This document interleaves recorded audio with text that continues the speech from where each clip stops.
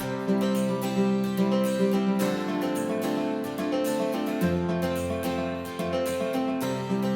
right, welcome back to the Trauma Therapist Podcast. My name is Guy McPherson.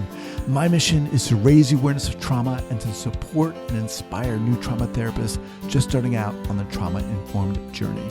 I do that with my membership community, Trauma Therapist 2.0, my online courses and workshops, and the Trauma Therapist newsletter. If you're a therapist of any kind and you work with individuals who've been impacted by trauma, I invite you to head on over to my website at thetraumatherapistproject.com. That's thetraumatherapistproject.com. All right, let's get started. Website. All right, 5, 4, 3, 2, and 1.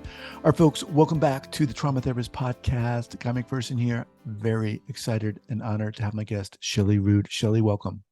Thank you for having me, Guy. Oh my gosh, I'm fangirling over you right now, honestly. Please.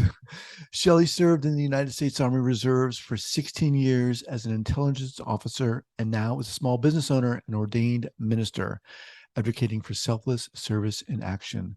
Attaining the rank of captain, Shelly served as an S2, a company commander, and more, leading covert intelligence briefings and orchestrating security programs for nearly 4,000 soldiers. Military awards include the Shield of Sparta and the St. Joan D'Arc. Did I pronounce that correctly? St. Joan of Arc, you got it. We throw a fancy D in there every now and then.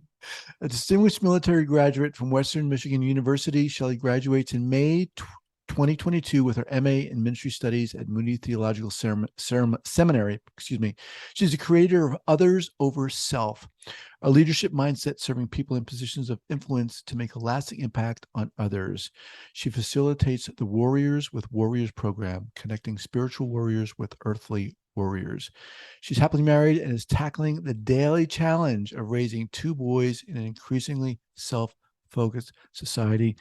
Shelly, wow, impressive bio, girl. Welcome to the podcast. Thank you. Sounds fancy when you read it out loud. Sounds like a hot mess when I go through my experience.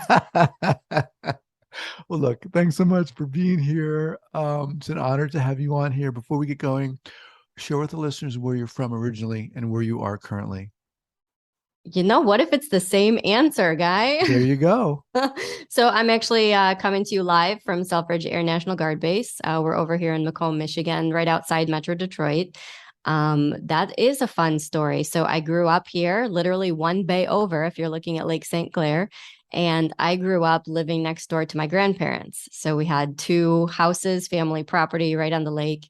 I went to Western Michigan University, distinguished military graduate, captain of the Bronco rifle team, 22 small bore, always has a soft spot in my heart.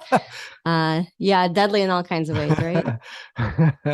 And, life brought me back around. I moved back here in 2016 after having conquered the world, as they say, traveled the world, joined the military, realized that the good stuff actually does come from home sometimes. And so I moved back in 2016 and bought my grandparents' home. And so my boys are the 4th generation to grow up inside of those walls that my grandfather built. And I just think that is incredibly special, especially with the brokenness of society that we have. Definitely. Let's start with how the heck you got into the military. What drew you there?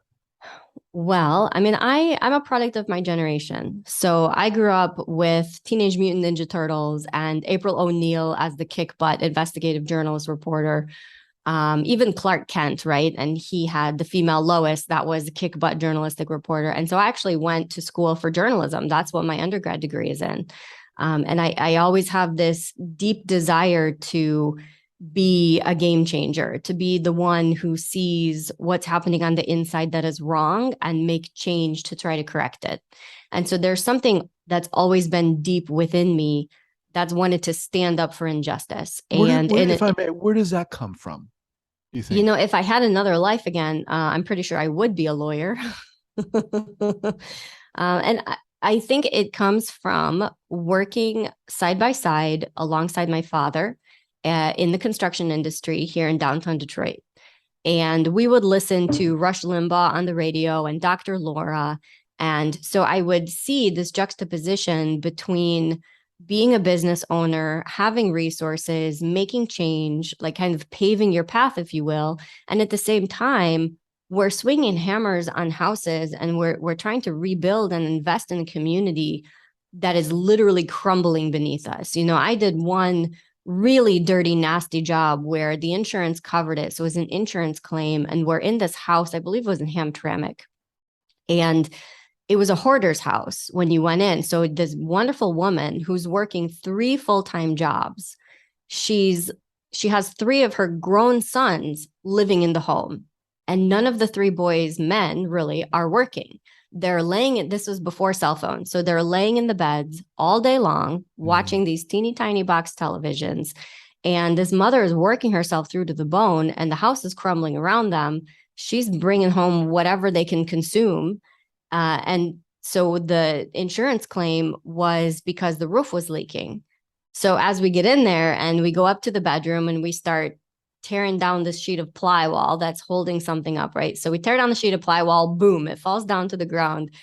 And there's a dead squirrel that has been, it's not even a squirrel anymore. It's just there on the sheet of plywall. And this woman had been sleeping in this bedroom for, I don't even know how long it would take for the squirrel to become that decrepit at that point.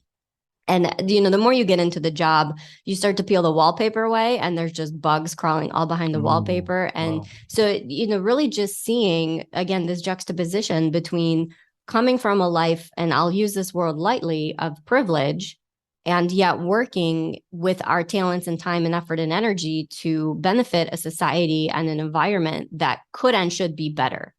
Right. And somebody in here has to take action. Somebody has to stand up and say, this is unacceptable. We're not going to live this way anymore. And here's what's going to change. And so I think it was just a myriad of those types of experiences where I really got to see that it could be me. I could be the game changer.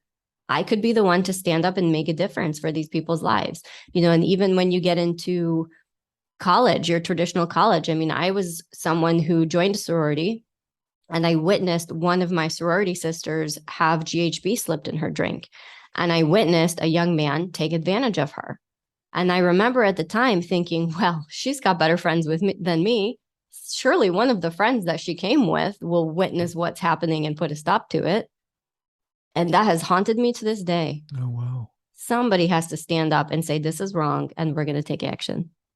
Well, I appreciate you honestly sharing that. I mean, that's hardcore. To have witnessed that and to still have that, right, circling around.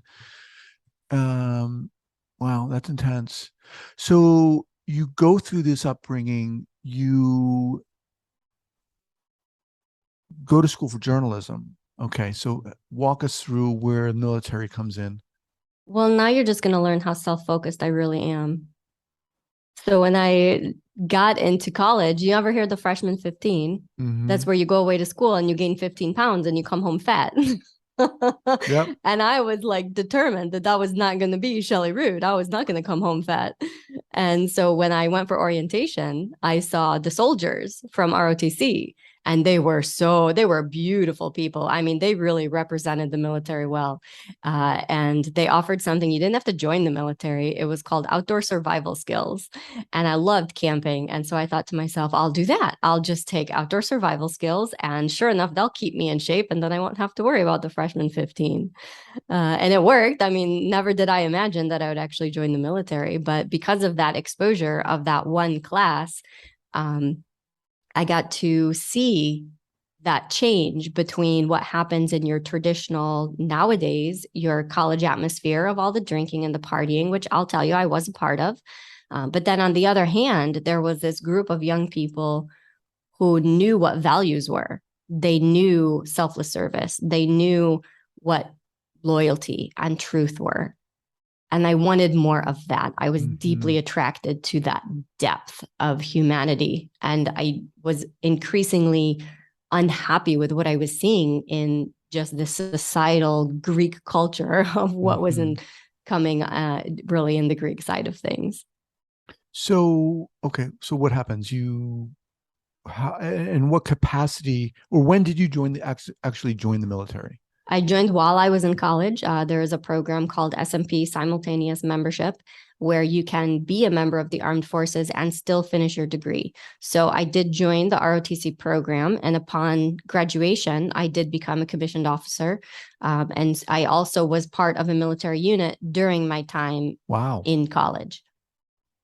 So, as we said, or as I said in your bio, you're a distinguished military graduate from Western Michigan University. What does that sounds amazing? What does that Doesn't mean? it? I know. I love these fancy titles that keep getting thrown at me. It's really quite hilarious. That just means that I minded my manners enough to be able to graduate with a really good GPA, and I could choose my branch. So I wasn't just handed infantry or engineer. They said, Shelly, well, since you're going in the army, within the army, here are the different jobs that you could do. What branch would you like? And I chose military intelligence. I was obsessed with oh gosh, I'm so dating myself here. I was obsessed with the X-Files, right? Scully and Mulder, and I wanted to be her. I loved her. And so I thought for sure I could be this kick butt FBI agent type female. And that's why I chose intelligence.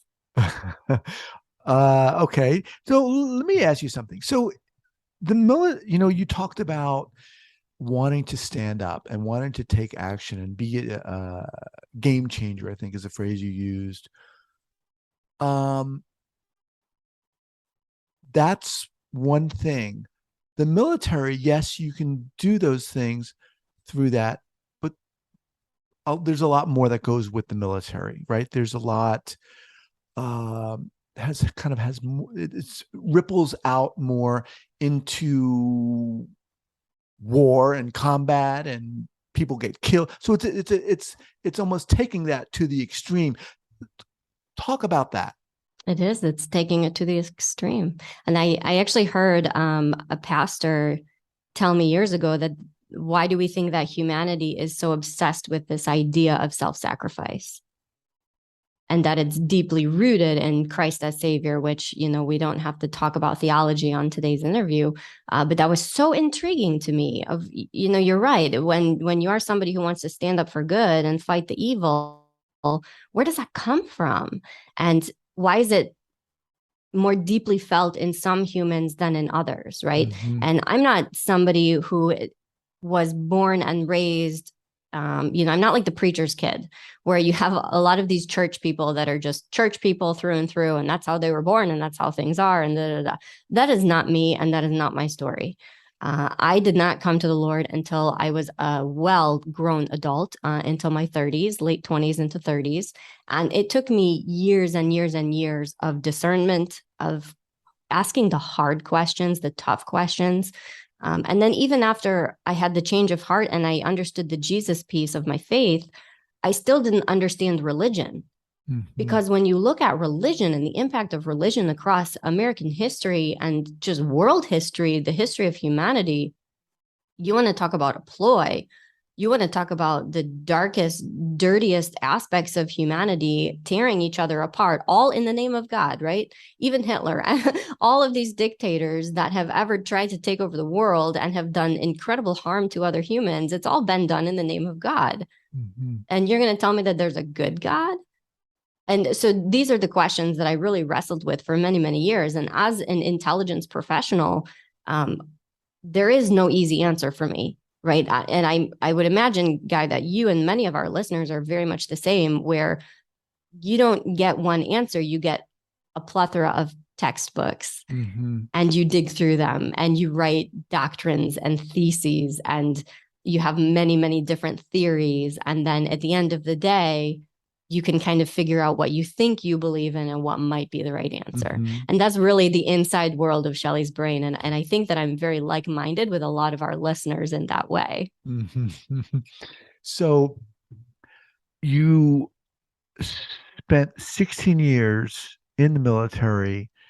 At what point did you, I want to talk about um, others over self, and also how you got into that. How did you move from the military, and when did this piece on theology come into play here? Those are great questions because I'm a very non-traditional soldier, if you will. So a lot of people think of the military and they think, oh, I joined for 4 years and then I got out and then I did this. And we talk about the transition period of, well, here you were military and now you're not. Shelly Rood's experience is not that, right? I served primarily in the Army Reserves and I served over a 16-year time span. So during all of that, I also had civilian careers. And so I started in journalism and I worked in broadcast television. I worked in radio. I worked in newspaper. And then I worked in the fitness industry. And alongside of my civilian career, I had my military career. And I didn't talk a lot about my military career because again, I was in intelligence. It was something that really was meant to be kept a secret. I didn't have any social media. So I lived this secret squirrel life for the majority of my adulthood. Mm-hmm. And that's a very challenging thing to do. And there was no Jesus piece to all of it. And so it wasn't until a lot of failure. I have a failed marriage behind me. And that was a marriage that involved PTSD. It involved alcohol. It involved what we call SUD, substance use and abuse. It involved adultery. It involved so many of these messy, messy issues that our audience is very well aware of, unfortunately. And how do you move through that and get into a place of where we are now, right? So it starts with really just the discernment of what does Shelly as a human being believe in? And then what does that look like if you want to do it professionally? So when I had come up towards what I now know as the end of my military career, I was looking for a transfer. I recognized that I wanted to stay in the military. And I didn't think that what the military needed was another intelligence person because I was watching the suicide rates of my friends and I was watching the dirtiness, the nastiness, the grittiness of the substance use, the substance abuse, the cheating on the spouses, or just this unsustainable lifestyle of military culture. And I felt like something needed to be done, right? And the answer was the chaplain corps, because the chaplain corps is the heartbeat of the spirituality of our soldiers and airmen and service members. There needed to be more chaplains. If you don't know, there's a national shortage of chaplains in the United States military. And this comes after, in 2017, the United States military expanded their list of formally recognized religions. They doubled it. Now there's 212 religions of all different kinds, to include hedonism and being pagan. I mean, so much more than just Christianity, where you can be a representative of the spirit. And so what's happening is, because there's a lack of chaplains, you have a military chaplain who's serving overseas who's in charge of 1,500 souls. And you know, as a therapist, that the biggest difference you can make is in a one-on-one discussion.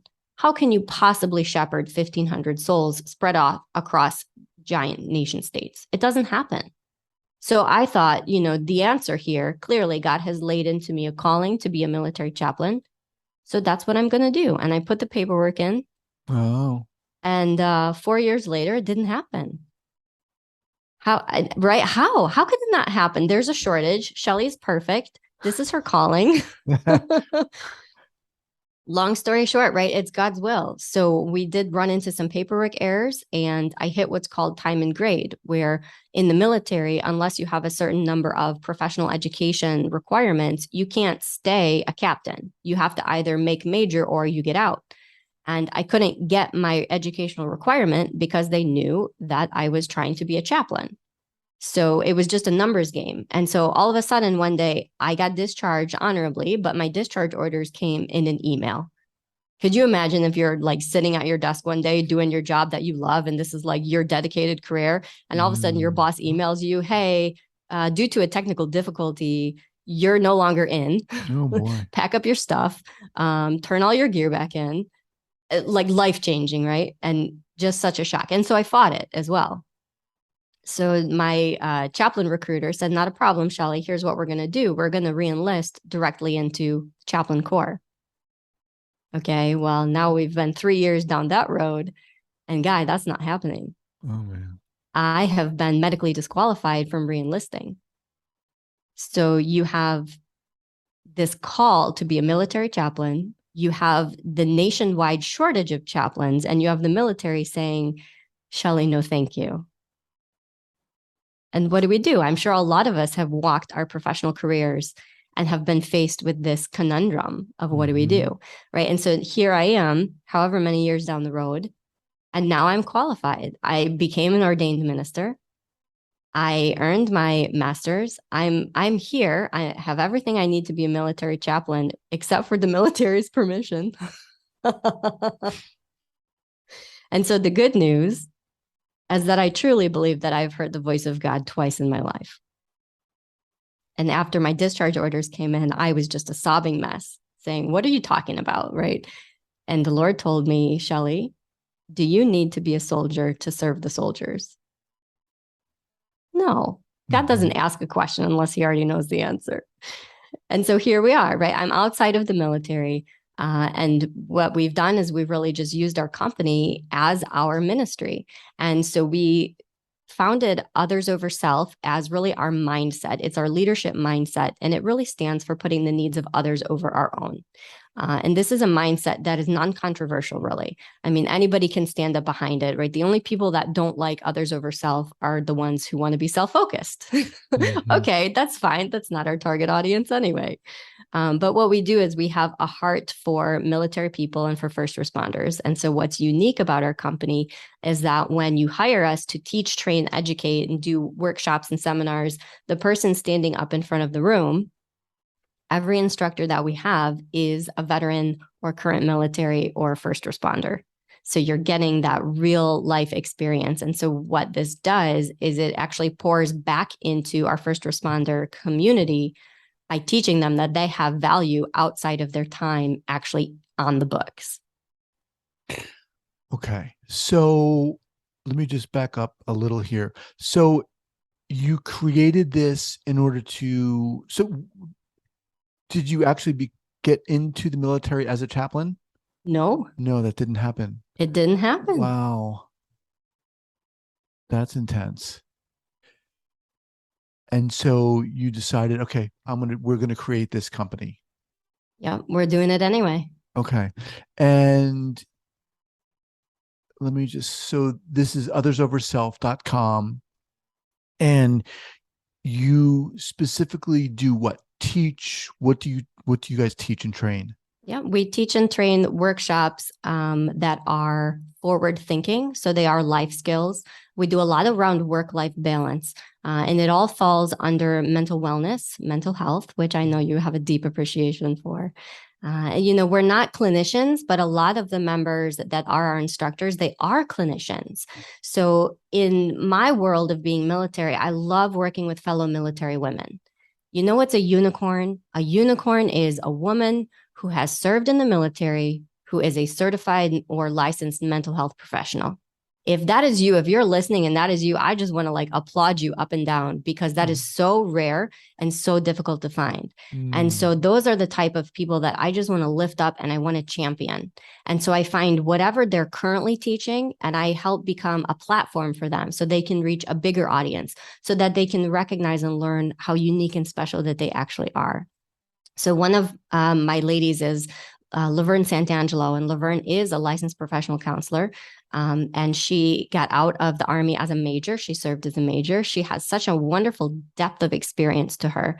And Laverne is somebody who personally, she shares publicly that she's had multiple abortions. And she took that step. Some of them were actually under the direction of her commander when she was in the military. Her commander told her that her career could never take off, or she was going to be limited with what she could do. So she should just go ahead and have an abortion. And it wasn't until later in life that she realized the type of trauma that she was internalizing as a result of those actions. So now, fast forward Laverne down the road, she's a licensed professional counselor, and her specialty is post-abortive healing. When you can take somebody who is an active military Army major and provide that type of therapy service, I mean, that is so special and so unique. And that's the type of story that I love to share. Post-abortive healing. Wow, that is indeed a specialization. My gosh. It's interesting. to hear you talk about how things unfolded for you. And obviously you gave us the thumbnail sketch, but the common theme I heard was uh this passionate searching to find those areas where there was almost where people needed to be celebrated more, and you're like, well, okay, I this door's not opening for me clearly, so I'm gonna create one right here, and there's something really inspiring about that. It's like you're doing it on your own terms. We're doing it. When I got out of the military, when I was discharged, I started to look at the statistics around female veterans. And I was shocked and floored at some of the statistics. So, depending on what report you look at, a lot of our listeners know when we talk about military sexual trauma, 1 in 3 or 1 in 4 people who have served in the military have experienced military sexual trauma. Why does that statistic exist? We're talking about women or just That's anyone? the scary thing. So, you can apply it to women, sure. The scary thing is that's the same number that applies to the men. Wow.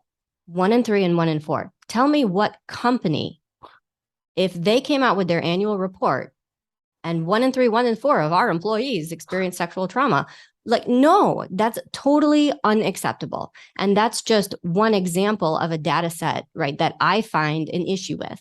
So another one, this one is specific to the military women. 42% of the women in this report said that they do not feel respected or valued. 42% of our nation's heroes that are women say they don't feel respected and valued. These are the women that are taking up the guns and kicking in the doors and taking down the bad guys. Does that not break your heart, Guy, that these women don't feel respected and valued? Mm-hmm. I mean, when you call 911 and somebody shows up and helps you, how do they not feel respected and valued, right? So here, the issue is not them. The issue is us.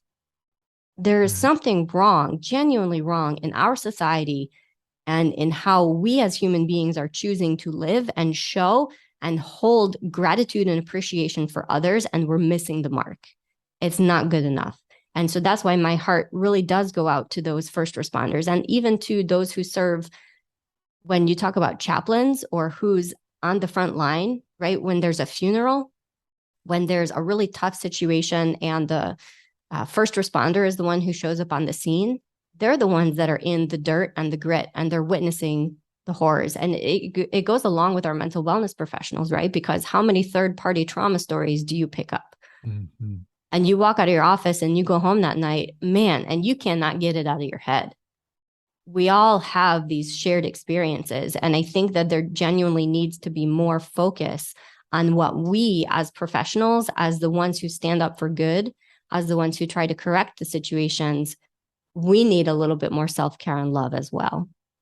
When in your experience in the reserves, you talked about the amount of people who are feeling disrespected. Did you feel that? Did you see that culture? Oh, yeah. It's undeniable. It's undeniable. I mean, so even from the outside in, right? So I've been the person who's been in uniform and I've had a civilian come up and spit on me. Oh my gosh. For no other reason other than I was wearing a military uniform, right? Right. And so there's a portion of society that is just very anti-military from the beginning. Even within my own family. So my father, right, we talked a little bit about my background, very much build yourself up by the bootstrap, you get what you earn, that type of attitude. And so his view on somebody in the military was that they couldn't cut it or they couldn't make it in the civilian world, or they got in trouble, so they chose to go into the military, couldn't hack it, right? That type of attitude also exists. And there's so many stereotypes about military people that just are incorrect. And so that's why one of the programs that our company runs right now is called Warriors with Warriors. And this is a program that is funded by the Michigan Department of Health and Human Services. And this program specifically teaches people of faith, like pastors, preachers, Bible study leaders, all of our faith people, it teaches them how to have a better conversation with military personnel. Because even the federal government recognizes the power and the impact that an individual conversation can make on another human being. Mm-hmm. And what this looks like is what we know as military cultural competency. So one of the lessons that we teach is military cultural competency. And this is just like military 101. Here's the branches of the military. Here's things to talk about when you get an opportunity to share openly with somebody in the military. We think that we can have these conversations lightheartedly, but as you as a therapist know, sometimes the littlest words can be a trigger. And so what's happening is our military personnel are being triggered over and over and over again by these everyday common societal phrases, like things, thank you for your service. So that's a phrase that actually can do more intended harm than good.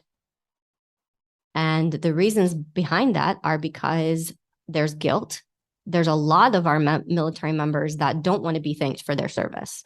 Mm-hmm. They joined because they needed the money, or they joined because they were homeless. Like there's no honor in why they joined.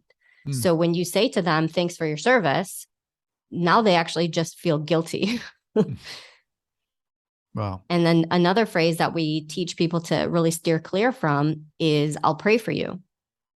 And please take it from me as a chaplain, as somebody who represents the spirit of the human being, just a blanket statement of I'll pray for you is really not okay. Mm-hmm. You know, you have to remember that military people believe in freedom of religion.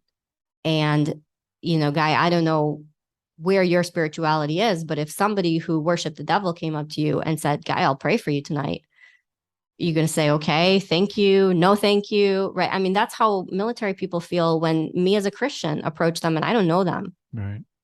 So there's all these questions in our heads immediately about, well, who are you going to pray to? And I didn't ask you to pray for me. It's not going to do any good anyway. All this negative talk immediately is sparked by that phrase, I'll pray for you. Mm-hmm. And so there's better ways that we can have those conversations with our military people that won't necessarily trigger such harsh reactions and can actually do a lot of good. You talk a lot about stereotypes in the military, and it's from my perspective, and I think generally we have this perspective that it's such a man's game in a sense, right? And we'll accept these women in here, but really we're not going to be respectful. I mean, that's the sense that I get, and that's still going on. That's reality. That's reality. And it's almost comical. I mean, to a woman of my age, of my generation, of my experience, it's comical. Like, what do you mean? Women can join the military? Right. Hello? Like that happened decades ago. Why are we still having this conversation? You know, it's to a point now where it is almost comical. But yet it didn't happen. It happened within our generation. I mean, the right for women to vote was less than 4 generations ago from me. Mm-hmm. And we have to remember that we're not that far removed from these significant societal changes. And it's very difficult, Guy. I appreciate this platform because it's a very difficult conversation to have. I do not want to be perceived as a fist in the air, smash the patriarchy type of female. That's not me. But I am a female who believes that I am a human being who can do anything that she sets out to do. What do you mean I can't drive a tank? Watch me drive the tank. And I'll drive it better than you. I mean, right? We have that attitude, and fortunately or unfortunately, we have the proof behind us to even show you, right? I served as a member of the Bronco rifle team at Western Michigan. If you don't know, females are better during shooting sports. There's something physiological about how the body works in the female body that makes us a better single shot than a male. And that's just fact. So we can, and we are better than a lot of these things than the males are. Mm-hmm. And there's so much ego behind the scenes. And it's hilarious, right? And it plays out within our military female community. So I run a program that provides peer support to military women. When I work on that program, it is like walking into the lion's den every day. Military women are significantly challenging. They're so unique. They're incredibly different, every single one of them. If you think you can stereotype a military female, I'm sorry, but you can't. One of them loves pink and the other one loves black. One of them is overweight and the other one is a bodybuilder. You cannot stereotype a military female. And I think that is a challenge in itself when it comes to how do we just embrace them? Well, you got to embrace a lot if you're going to embrace a military female. What is driving you in this work that you're doing?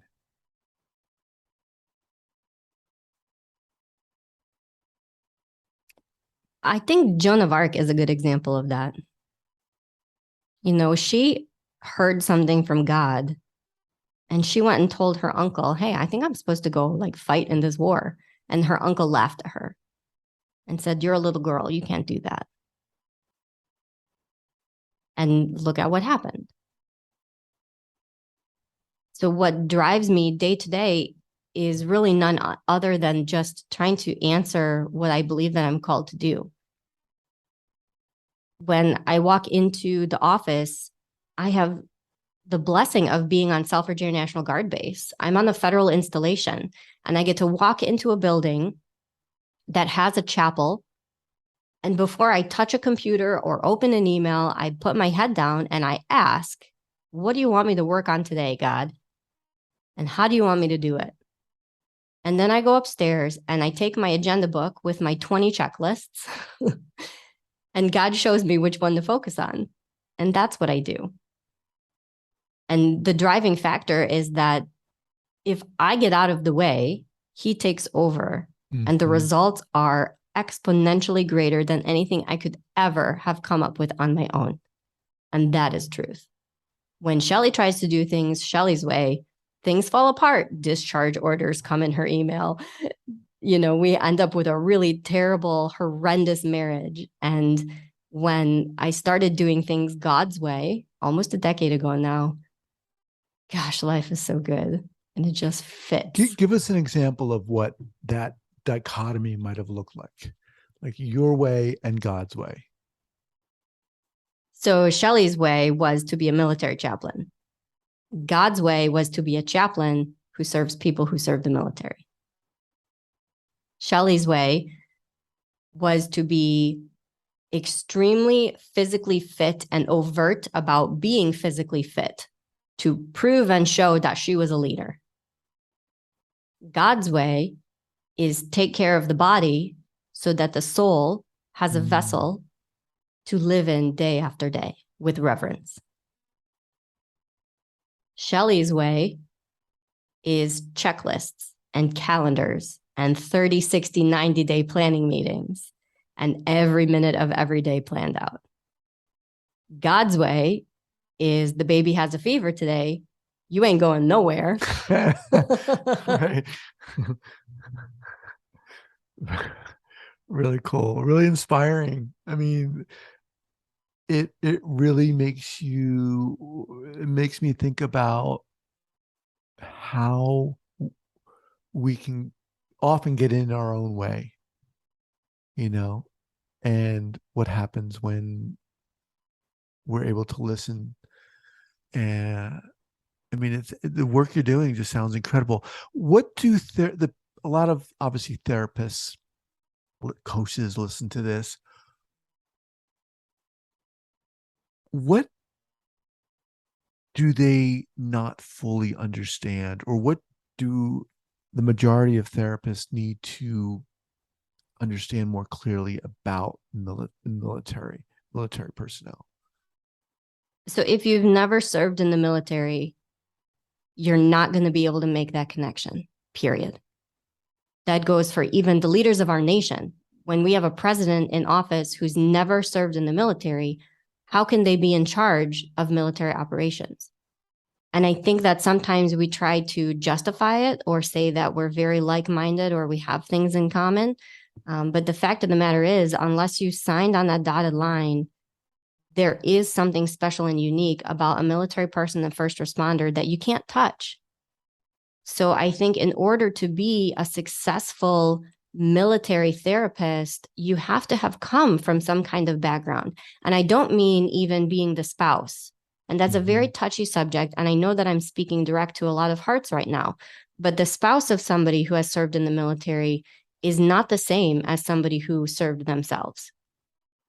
So are you saying that therapists who haven't served in the military shouldn't work with veterans or people who are in the military?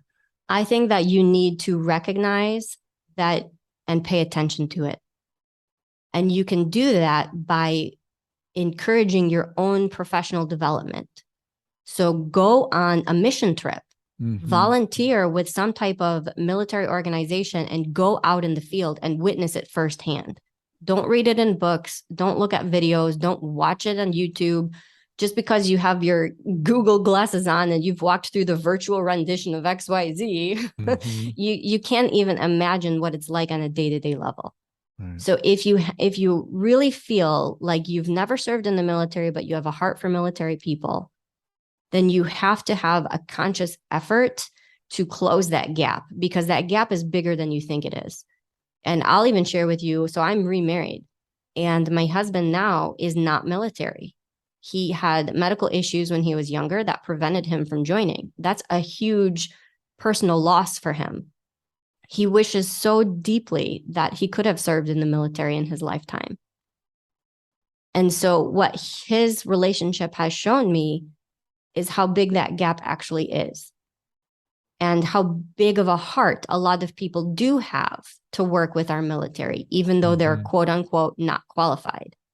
That's the toughest thing, is even if you have all the doctoral 10,000 letters at the end of your name, if you didn't sign on the dotted line, then you're not qualified. And I'm talking about myself as well, right? So in the military, it's a huge, I call it a butt sniffing contest, like dogs, right? You wear your resume on your chest. I did not serve in combat. There's a huge portion of military people who do not believe that I am an equal to them because they served in combat and I did not. I can't argue that. I can't negate it. I'm not even going to try to. So for a civilian to think that they're, toe to toe, and you're just not. And that's okay, right? We can humble ourselves. Even if we have 10,000 letters behind our names, we can humble ourselves to say, well, that's your lived experience and that's not mine. Just because you've read a lot about it doesn't mean that you've walked the walk. All right. Thank you for that. All right. What's the best way for people to get in contact with you, Shelly? So unique for our listeners today, we did create a special landing page. So if you go to othersoverself.com/TT, that's Tango for trauma therapist, othersoverself.com/TT, you're going to find a special landing page. And I'm putting on there an article entitled 4 Ways to Make a Meaningful Connection with Military People. Oh. And I truly believe that this is the first step to all of us that have not been in the military, that have a good open heart, and we want to learn more about how to have a good interaction. So definitely check out that landing page, download that article. And I'm not hiding now. I hid in my intelligence career for decades. Now I'm not hiding. If you want to find me, follow me, look me up. My handle is Others Over Self. And again, Shelly Rood, ROOD. Awesome. All right, Shelly, I'll have that or those links up at the show notes page at the traumatherapistpodcast.com. Wow. All right. You definitely got to come back here at a later date. And you are just on fire. Shelly, I want to thank you so much for taking the time to be here. It was an honor having you on. Guy, your platform is so unique and so special. And I just want to thank you for allowing open conversation across all spiritualities and all belief systems. If we lose that opportunity for open dialogue, then we lose the opportunity for good socialization. So thanks for what you do. You're welcome. All right. We'll talk soon.